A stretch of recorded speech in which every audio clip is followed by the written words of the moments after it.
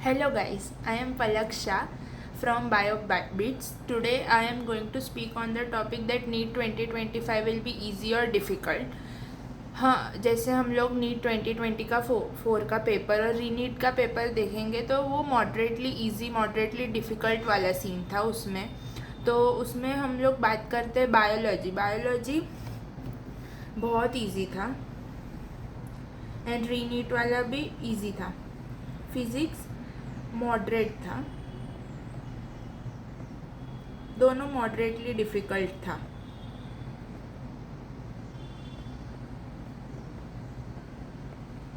केम moderate same.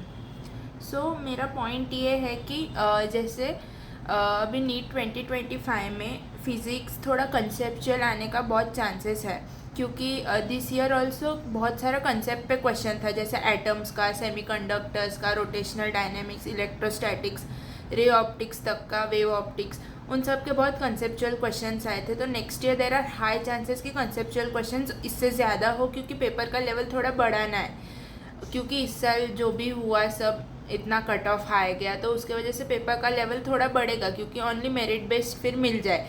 Easy paper की वजह से बहुत जन को अच्छा मार्क्स ना मिले, इसलिए मे भी बढ़ जाएगा लेवल।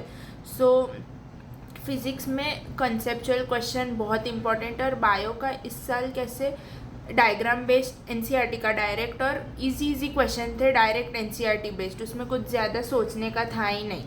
पर डायग्राम बेस्ड क्वेश्चंस जो थे वो थोड़ा टफ गए बहुत जनों ने वो रॉन्ग किए, जस्ट बिकॉज उनको डायग्राम अच्छे से याद नहीं था, इसके वजह से। सो मैं तुम लोग को अभी से बता रही हूँ कि बायो का डायग्राम्स और थियोरी दोनों को इतना इंपॉर्टेंस दो एनसीईआरटी के। And chem was moderately easy. Chem में कैलकुलेशन बहुत आया था इस साल, मतलब थे 4-5 क्वेश्चन पर उनका कैलकुलेशन बहुत डिफ़िकल्ट था।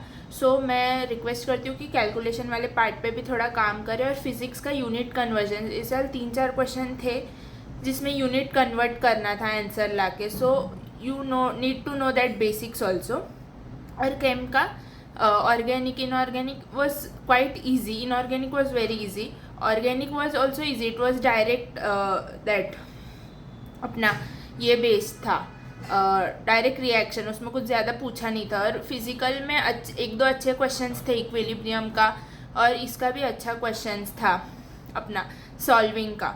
सो नीट 2025 इससे थोड़ा एक लेवल अप ही होगा। So you need to prepare according to that. जैसे पहले थोड़ा पेपर्स आता था 2016-17 में, उस टाइप का पेपर शायद फिर से आने लगे। तो मेरे को ऐसा है कि you focus on conceptual physics 2, because इस साल कंसेप्चुअल क्वेश्चन आएगा और असर्शन रीजन बायोलॉजी।